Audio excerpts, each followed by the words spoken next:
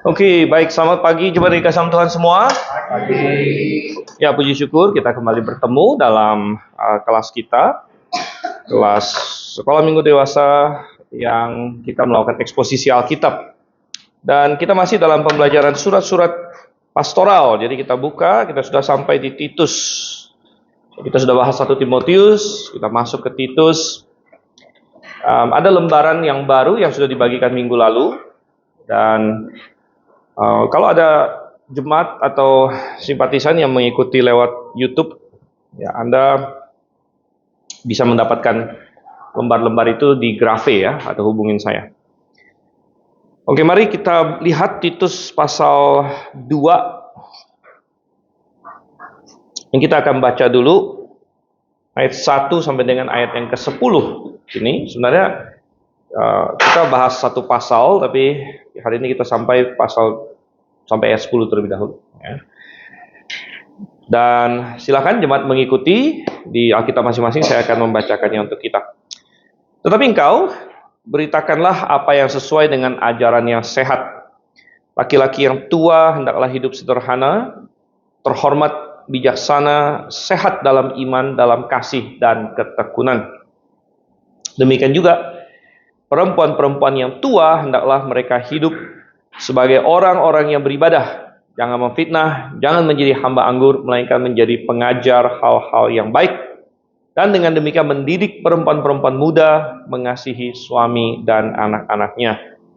Hidup bijaksana dan suci, rajin mengatur rumah tangganya, baik hati dan tunduk kepada suaminya, agar firman Allah jangan dihujat orang.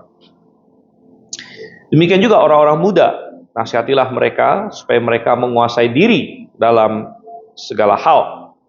Dan jadikanlah dirimu sendiri suatu teladan dalam berbuat baik. Hendaklah engkau jujur dan bersungguh-sungguh dalam pengajaranmu, sehat dan tidak bercela dalam pemberitaanmu, sehingga lawan menjadi malu. Karena tidak ada hal-hal buruk yang dapat mereka sebarkan tentang kita. Hamba-hamba hendaklah taat kepada tuannya dalam segala hal, dan berkenan kepada mereka, jangan membantah. Jangan curang, tetapi hendaklah selalu tulus dan setia, supaya dengan demikian mereka dalam segala hal memuliakan ajaran Allah Juru Selamat kita.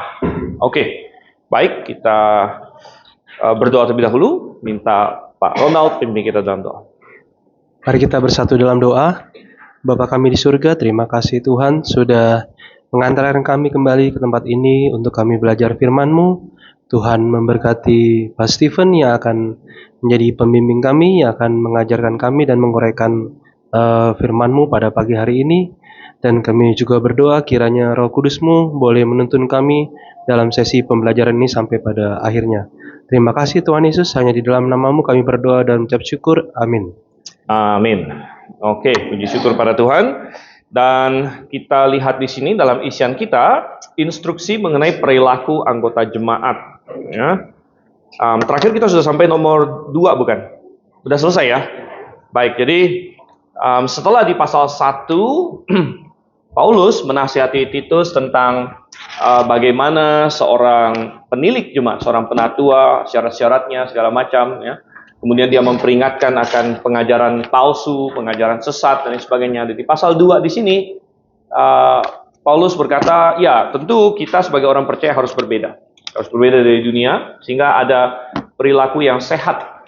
Ya, perilaku yang sehat yang harus dilakukan oleh orang percaya. Dan dia menyinggung beberapa kategori orang. Yang pertama, orang laki-laki yang tua, katanya ya. Laki-laki yang tua, dia harus seperti apa? Dia harus hidup terhormat, dia harus hidup dengan baik, dengan sehat ya, sehat dalam iman, sehat dalam kasih, sehat dalam ketekunan katanya. Oke, dan kita masuk kepada bagian kedua, yaitu dia berbicara mengenai perempuan-perempuan. Ya, perempuan-perempuan yang tua. Dan ini ada di ayat yang ketiga ya. Ayat yang ketiga dan 4a. Ya, dan menarik sekali bahwa laki-laki tua dan perempuan tua semua memiliki perannya, gitu ya. Nah, hari ini kita hidup di dunia di mana baik laki-laki maupun perempuan sering tidak suka disebut tua, begitu. Wah, kamu sudah tua ya, kayaknya kayak, kok saya dibilang tua, begitu kan? Padahal tua itu ya sebenarnya tidak ada yang salah dengan tua. Bahkan tua ada advantage-nya, ada keuntungannya, yaitu bahwa ada banyak pengalaman, ya. Apalagi kalau umur itu disertai dengan memang kematangan di dalam Tuhan. Ya, itu hal yang indah. Dan ya kita melihat di sini. Jadi kepada perempuan, demikian juga perempuan-perempuan yang tua di ayat yang ketiga di sini kan. Apa yang Paulus dan firman Tuhan katakan kepada mereka? Coba kita lihat dalam isian kita nomor 3. Paulus menekankan agar mereka berperilaku sesuai dengan, sesuai dengan apa? Kalau dalam LAI dia terjemahkan, hendaklah mereka hidup sebagai orang-orang yang beribadah, ya, beribadah. Sebenarnya dalam bahasa aslinya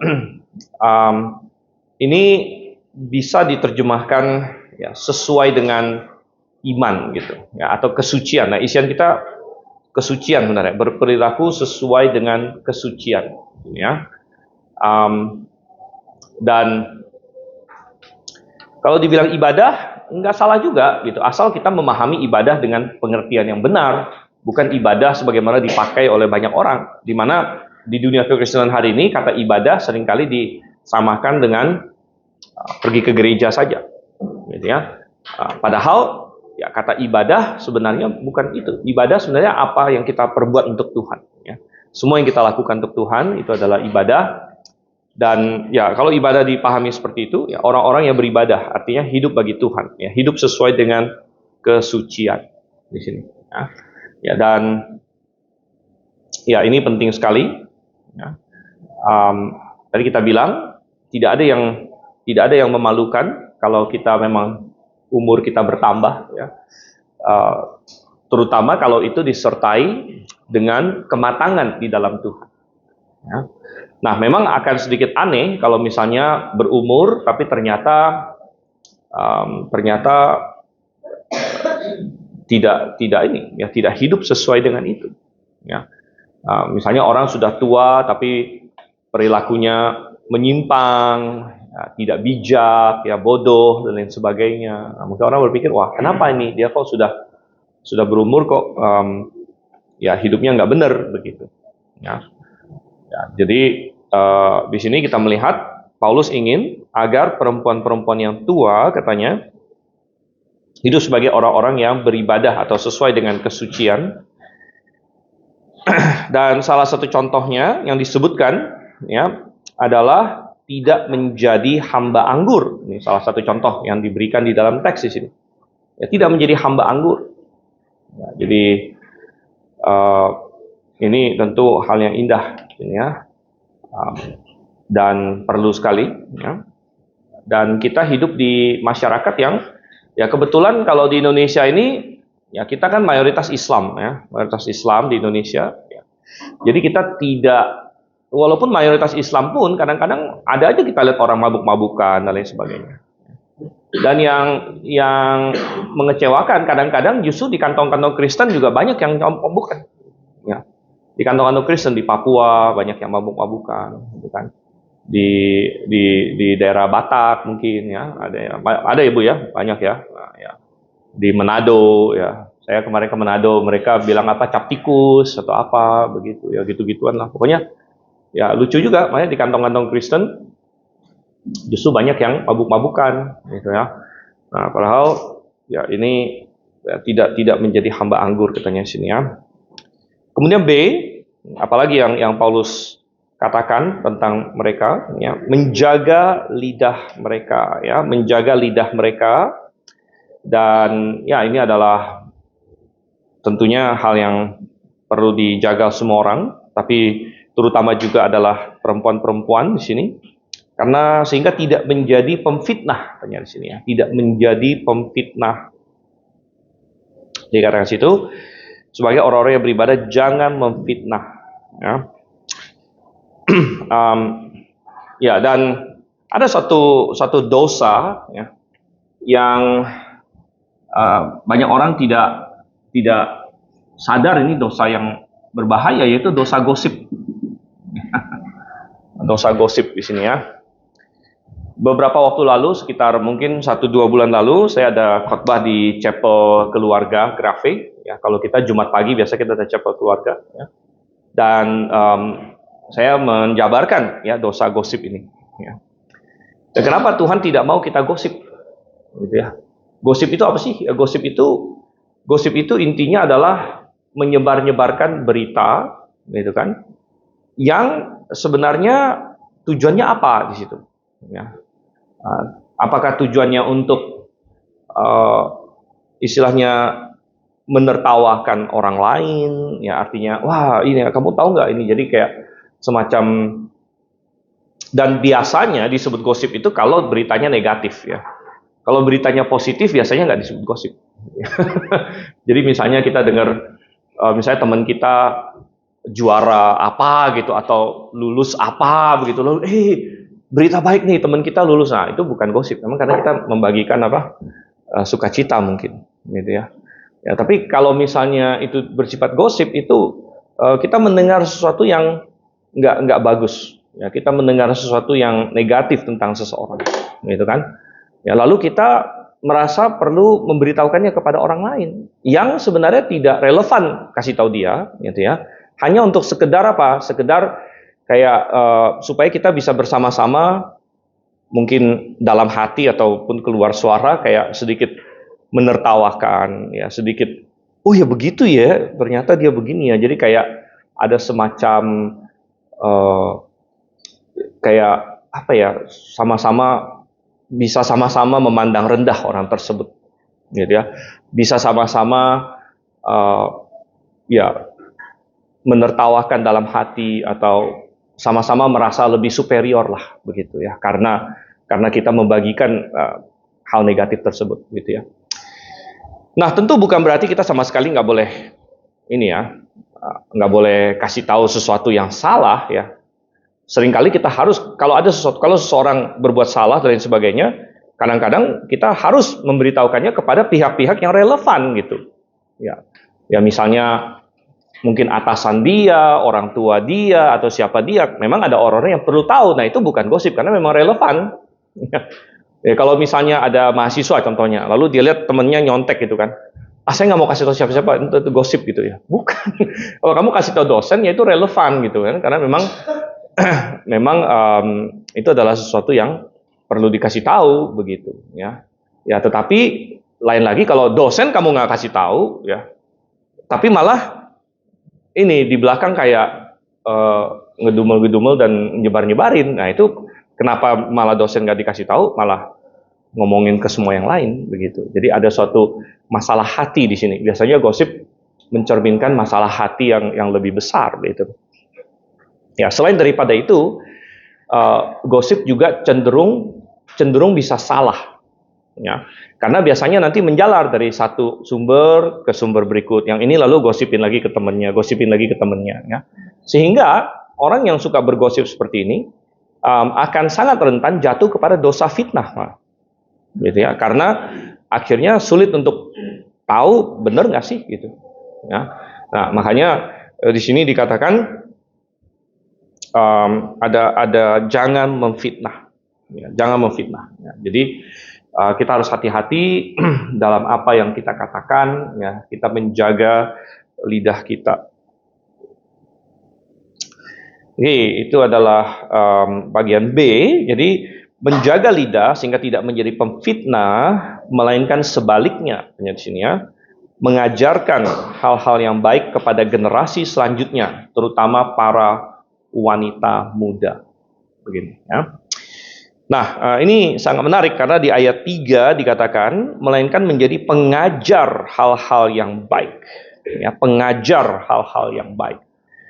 Nah, ini ditujukan pada perempuan. Ya, sedangkan sering ada orang berkata, loh bukankah ya, Paulus berkata perempuan jangan mengajar. Perempuan jangan mengajar, aku melarang perempuan mengajar ya, laki-laki dan lain sebagainya. Ya. Apakah Paulus di sini kontradiksi dengan dirinya sendiri? Tentu tidak. Ya, tentu tidak. Jadi kita melihat di sini wanita boleh mengajar, tetapi perhatikan fokus pengajaran wanita di sini, ya terutama dalam konteks konteks jemaat adalah kepada siapa kalau kita baca di ayat 4, dengan demikian mendidik apa? Perempuan-perempuan muda di sini ya. Perempuan-perempuan muda. Ya, jadi perempuan-perempuan yang tua punya banyak atau yang senior lah kita bilang. Nah, kalau tua itu udah ada konotasi sedikit negatif dalam bahasa kita. Saya masih ingat, saya jadi teringat karena ngomongin ini. Nggak tahu jemaat ada yang ingat nggak? Dulu ada satu bapak yang tua banget, yang Pak Soento bilang dia tua, lalu dia marah. Ingat nggak itu? Ya. Jadi ini ya. Padahal Pak Soento waktu itu di atas mimbar bilang, wah ini bapak ini sudah tua, tapi semangat sekali gitu maksudnya gitu kan. Dia masuk teologi segala macam. Ya. Karena dia masuk teologi gitu waktu itu. Ya, terus dia merasa tersinggung. Wah, kok saya dibilang tua? Padahal umurnya udah 80-an, saudara. Ya. Ini bukan ngomongin anak 40-an, 50-an yang bisa diperdebatkan lah. Ini tua atau enggak tua gitu. Ini orang sudah 80-an gitu ya. Dia marah dibilang tua. Begitu. Dia marah dibilang tua. Tahun berapa itu? Saya lupa.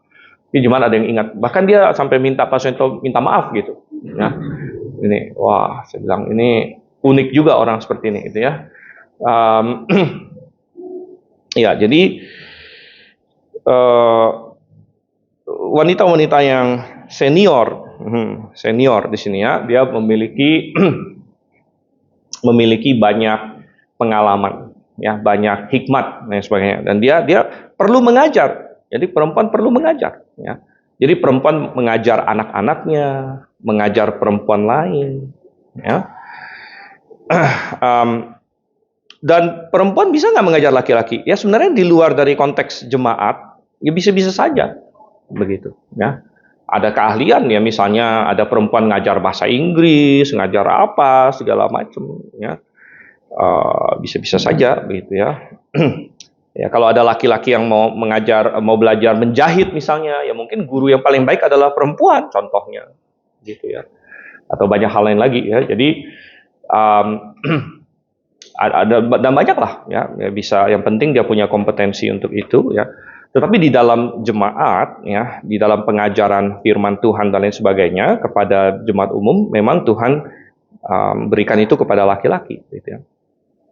Tapi di sini kita melihat perempuan-perempuan mengajar ya, perempuan yang lebih muda di sini ya. Dan memang semacam estafet dari generasi ke generasi ini penting. Ya. Sehingga ini juga menjadi pelajaran bagi yang muda juga.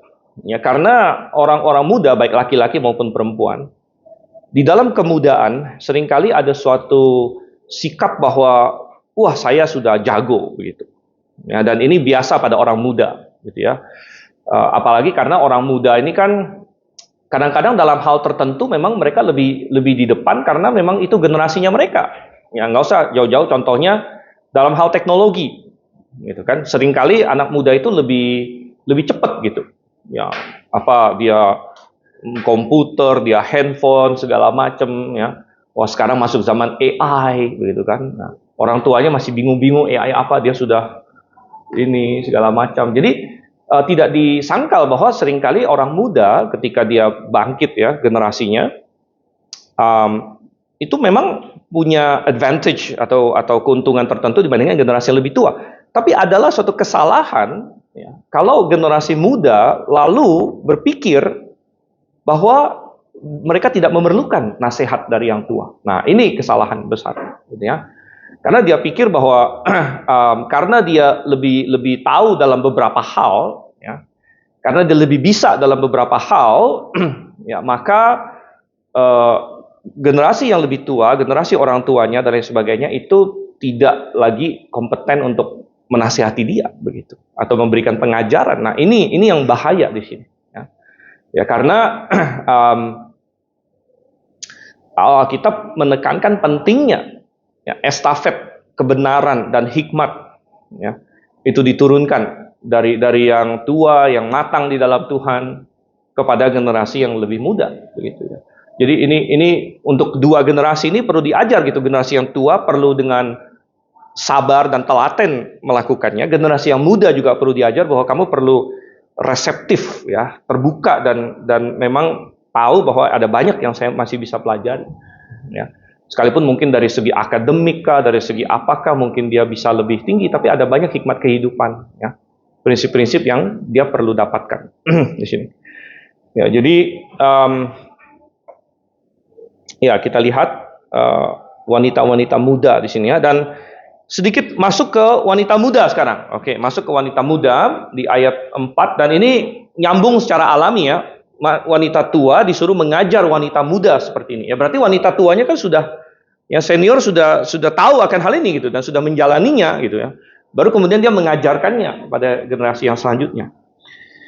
Ya, dan apa saja yang perlu dipelajari oleh perempuan-perempuan muda contohnya.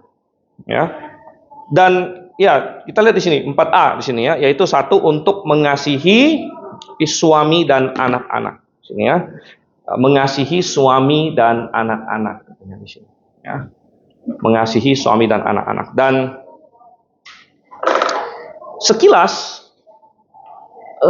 ini tampak suatu nasihat yang mungkin aneh ya, karena saya pikir, bukankah ada yang mungkin bertanya, bukankah mengasihi suami anak-anak sudah natural, jadi tidak perlu diajar, kan? Ya mestinya kan seorang perempuan kalau dia menikah, dia secara otomatis lah mengasihi suami dan anak-anaknya. Tapi ternyata tidak juga, begitu. Ya, tidak juga, karena di sini ya mengajarkan perempuan-perempuan muda untuk mengasihi suami dan anak-anaknya. Rupanya ini sesuatu yang perlu dipelajari juga, karena kita harus membedakan. Ya, kalau bahasa Inggris ini enak ngomongnya ya. Kita harus membedakan loving dengan being in love, ya.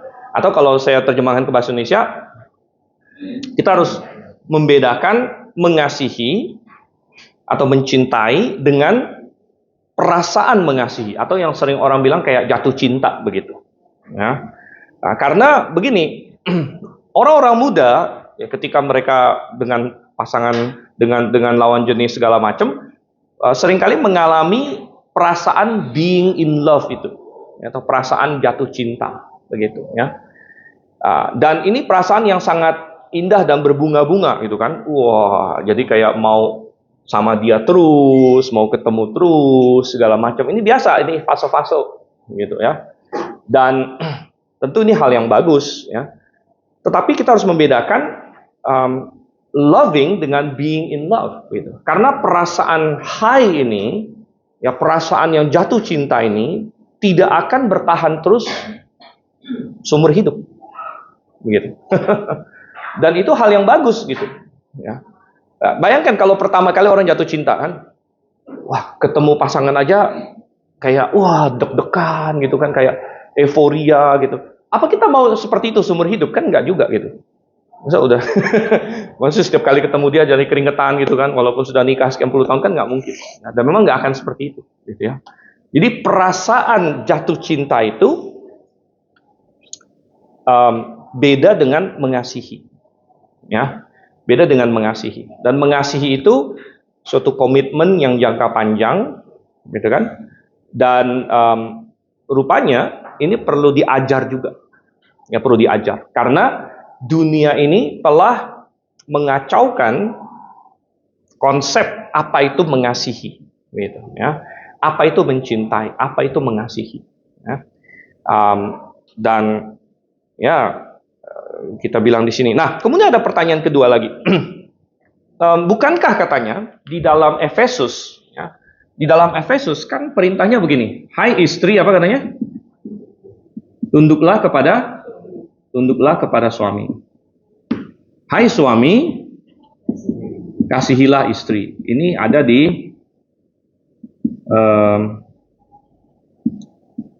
di Efesus dan di Kolose ya, bukan cuma Efesus. Efesus pasal 5, ada di Kolose pasal 3 juga.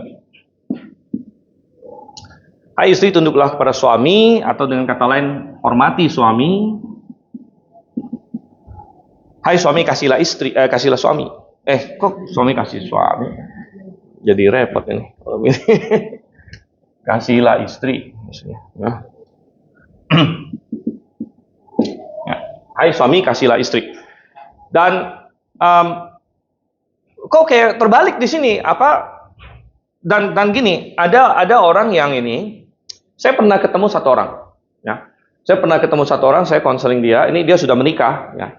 Dan di rumah tangganya ada sedikit masalah. Lalu kebetulan saya ngomong sama istrinya waktu itu. Dan saya bilang, kamu mengasihi suami kamu nggak sih? Katanya. Saya bilang itu kan. Begini. Terus dia jawabnya begini. Bukan saya yang mesti mengasihi dia harus mengasihi saya karena dia suami, gitu ya. Jadi dia jawab saya seperti itu, ya. Bukan saya yang harus mengasihi dia harus mengasihi saya. Kan Alkitab bilangnya gitu, dia bilang. Suami kasihlah istri, ya. Jadi istri bukan tugas istri mengasihi suami, gitu ya. Padahal kalau saya tanya, ya dibilang tunduk juga nggak tunduk. Jadi lucu juga gitu ya. Dan saya bilang, nah di sini kamu salah paham, saya bilang, ya, salah paham, ya. Kamu melihat di Efesus, di Kolose bahwa, hai istri tunduk pada suami, hai suami kasihlah istri, seolah-olah jadi istri tidak disuruh mengasihi suami. Oh salah itu, saya bilang, ya. Salah seperti itu, ya. Dan saya bukakan ayat yang kita baca ini, Titus pasal 2 di sini, bahwa perempuan-perempuan tua mengajar perempuan-perempuan muda untuk mengasihi suami dan anak-anaknya. Berarti adalah perintah Tuhan atau kehendak Tuhan bagi istri untuk mengasihi suami juga. Nah, pernah juga ada satu orang yang saya bicara juga, ya. Terus ini orangnya beda lagi, udah agak lama yang lalu. Ya, saya bilang begini, istri harus mengasihi suami juga, gitu. Terus dia bilang gini, kalau gitu tidak fair, gitu. Karena istri double, udah harus mengasihi, harus tunduk lagi, katanya. Sedangkan suami cuma mengasihi, katanya. Jadi dia bilang nggak fair, dia bilang, ya. Padahal sudah nggak sama Tuhan. Sebenarnya suami juga disuruh menghormati istri. Coba kita buka, ya. Kita buka di dalam 1 Petrus di sini. 1 Petrus pasal 3, ya. Nah, coba kita lihat di sini. 1 Petrus pasal 3 ayat yang ke-7. Oke.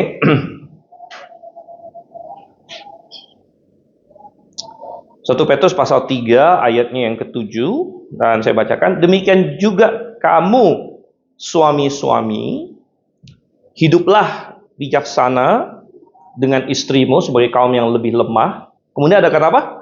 Hormatilah mereka. Ya, hormatilah mereka sebagai sesama ahli waris kasih karunia atau anugerah, TB2, anugerah kehidupan, supaya doamu jangan terhalang, katanya sini. Jadi kalau kita lihat, suami juga disuruh menghormati istri sebenarnya. Dan istri juga disuruh mengasihi suami. Nah, saya bukan bermaksud untuk menghilangkan kepemimpinan suami. Ini mengokohkan kepemimpinan suami. Ya, jadi Alkitab tidak abu-abu dalam hal ini, bahwa memang suami adalah pemimpin rumah tangga, ya. Dan suami tidak pernah disuruh tunduk sama istri, ya. Tapi menghormati istri ada, gitu. Tapi tidak pernah disuruh tunduk sama istri, ya. Tapi istri ada disuruh tunduk sama suami, ya. Tapi maksud saya adalah sebenarnya suami dan istri itu harus saling mengasihi, dan bentuk kasihnya itu beda-beda, gitu, ya. Bentuk kasihnya bisa berbeda, ya. Dan yang paling bagus lagi contohnya adalah misalnya orang tua dengan anak, kemudian Tuhan dengan manusia. Kita mulai dengan Tuhan dengan manusia. Tuhan mengasihi manusia, manusia mengasihi Tuhan. Bagaimana cara Tuhan mengasihi manusia? Nah, yang paling besar adalah Yesus mati untuk kita. Ya. Yesus Kristus mati untuk kita, itu adalah kasih Tuhan yang paling besar untuk kita. Bagaimana manusia mengasihi Tuhan? Yohanes 14, Yohanes 15, 1 Yohanes pasal 5 semua berkata, Tuhan Yesus berkata, kalau engkau mengasihi aku, engkau akan apa? Taat kepada perintahku. Ya. Jadi maksud saya adalah Tuhan mengasihi manusia, manusia mengasihi Tuhan. Bentuk atau ekspresi dari kasih itu bisa berbeda sesuai dengan posisi masing-masing. Ya. Kita nggak bisa bilang begini, Tuhan kalau engkau mengasihi aku, engkau harus ngikut aku gitu. Ya, engkau harus ngikut aku. Enggak. Tuhan mengasihi kita bukan dengan cara ngikutin semua maunya kita gitu. Nah, tapi kalau kita mengasihi Tuhan, kita taat sama Tuhan. Contoh. Demikian juga dengan orang tua dengan anak. Nah, di sini banyak orang tua yang salah kaprah. Di mana dia pikir dia mengasihi anaknya kalau dia nurutin semua kemauan anaknya. Gitu. Padahal salah. Gitu. Orang tua ya, tidak bijak mengikuti semua maunya anak. Ya. Karena anak-anak pada dasarnya mereka sering tidak tahu apa yang mereka butuhkan. Dan mereka menginginkan hal-hal yang seringkali tidak benar. Ya. Nah, kita bicara soal anak yang masih kecil di sini. Ya. Ya, seorang anak bisa saja minta permen banyak-banyak. Ya, sebelum makan malam mau permen, mau apalah, mau ke sana, mau kemari, segala macam. Seorang anak bisa punya banyak permintaan. Nah, kalau orang tua mengikuti semua keinginan anaknya, itu bukan mengasihi namanya. Ya. Itu merusak gitu. Ya. Nah, sebaliknya, anak mengasihi orang tua ya, dengan cara tunduk kepada orang tuanya. Ini adalah ekspresi kasih. Tentu orang tua tidak mengharapkan anak mengasihi dia dengan cara, misalnya anaknya masih kecil kan, ya anaknya harus disuruh kerja di mana gitu, terus kasih uangnya sama orang tua, kan enggak. Orang tua yang kerja untuk kasih uang untuk anak. Jadi sama-sama saling mengasihi, tetapi karena posisi yang berbeda, ekspresinya juga berbeda. Sebenarnya sama dengan istri dan suami di sini. Ya. Suami dan istri saling mengasihi. Ya. Tetapi kasih istri kepada suami ya, muncul salah satunya dalam ketundukan dia kepada suaminya. Coba kita balik lagi ke tadi Titus ya. Ya. Karena di sini dia katakan lagi di ayat yang kelima ya, hidup bijaksana, suci, rajin mengatur rumah tangganya, kemudian apa? Baik hati dan apa? Tunduk kepada suaminya. Ya, tunduk kepada suaminya. Jadi ini adalah salah satu bentuk ya kasih istri kepada suaminya. Ya, yang lebih berharga daripada yang lain gitu. Misalnya ada seorang perempuan berpikir, saya akan mengasihi suami saya sehingga saya beliin dia hadiah, ya. Saya masakin dia. Dan itu semua baik, bagus ya. Tapi kemudian dia tidak mau tunduk kepada suami, tidak mau hormat kepada suami. Maka itu bukan, akhirnya menjadi kacau di situ. Akhirnya menjadi kacau. Ya. Nah, seorang suami juga mengasihi istrinya. Ya, mengasihi istrinya. Ya. Dan seorang suami mengasihi istrinya, ya, Tuhan bilang di Efesus seperti Kristus mengasihi. Seperti Kristus mengasihi sehingga bahkan rela menyerahkan dirinya untuk istrinya. Ya. Menyerahkan dirinya untuk istrinya. Ya, oleh karena itu, ya laki-laki biasanya ya dia berjuang di dunia ini untuk keluarganya. Ya, untuk istri, untuk anak-anaknya, gitu kan. Dia nggak masalah. Ya, saya memang berjuang di dunia ini untuk keluarga saya, gitu. Karena saya mengasihi mereka. Ya. Ya, seperti Kristus akhirnya menyerahkan dirinya untuk mempelainya, begitu. Ya, jadi, nah, oleh karena itu perempuan-perempuan yang tua perlu mengajar generasi selanjutnya karena konsep mengasihi ini sudah dikacaukan oleh dunia. Ya, sehingga baik laki-laki maupun perempuan punya konsep yang salah tentang apa itu mengasihi, gitu ya. Nah, sedangkan Tuhan ingin ya mengasihi yang benar di sini, mengasihi suami dan anak-anaknya. Ya. Nah, mengasihi anak-anaknya sekali lagi tadi yang kita bilang tadi, bukan dengan cara mengikuti semua maunya mereka, ya, tapi memang memberikan yang terbaik untuk mereka. Ya. Nah, dan ya, oleh karena itu ini perlu diajar di sini, perlu diajar. Oke, lanjut lagi. Lanjut lagi di sini. Masih di poin 4a kita, dunia sering memiliki ide yang salah tentang hubungan rumah tangga ataupun tentang kasih, ya, dan generasi muda perlu diajar. Ya. Dan kasih kepada suami muncul dalam bentuk ya ketundukan. Di sini ya, ini bagi perempuan ya, bagi istri-istri di sini. Oke, B ini ya, memiliki perilaku yang apa katanya di sini? Perilaku yang bijaksana dan suci. Jadi poin nomor 5, hidup bijaksana dan suci. Ya, bijaksana dan suci. Ya, jadi ini yang perlu dilakukan oleh perempuan-perempuan muda. Ya. Tentu bijaksana, semua orang perlu bijaksana. Yang laki-laki juga disebut perlu bijaksana, yang perempuan juga perlu bijaksana. Ya. Dan semua orang perlu mengejar kesucian. Ya, ini perlu diajarkan. Ya. Dan masing-masing memiliki tantangannya. Ya, memiliki mungkin godaan yang berbeda-beda. Ya. Godaan bagi laki-laki mungkin beda dengan godaan bagi perempuan. Ya, tapi keduanya perlu menjaga kesucian. Ya, perlu bijaksana. Oke. Dan C, ya, cakap mengurus rumah tangga. Ya, cakap mengurus rumah tangga. Di sini ya. Dan ini ada di ayat yang kelima di sini ya, rajin mengatur rumah tangganya. Ya. Rajin mengatur rumah tangganya yang merupakan ranah natural bagi perempuan. Ya, ranah natural bagi perempuan ya adalah rumah tangganya di sini. Ya, dan ini memberitahu kita juga bahwa ketika Tuhan menaruh laki-laki sebagai pemimpin, suami sebagai pemimpin, Tuhan tidak mengharapkan bahwa suami itu semua harus dia yang mendetil, semua harus dia yang tentukan sampai hal sekecil-kecilnya. Tidak. Kita melihat di sini suatu pola kepemimpinan yang bisa mendelegasikan sesuatu. Ya. Dan seorang pemimpin yang baik, dia tahu mendelegasikan hal-hal kepada orang-orang yang dia pimpin sesuai dengan kemampuan dan posisi masing-masing. Ya.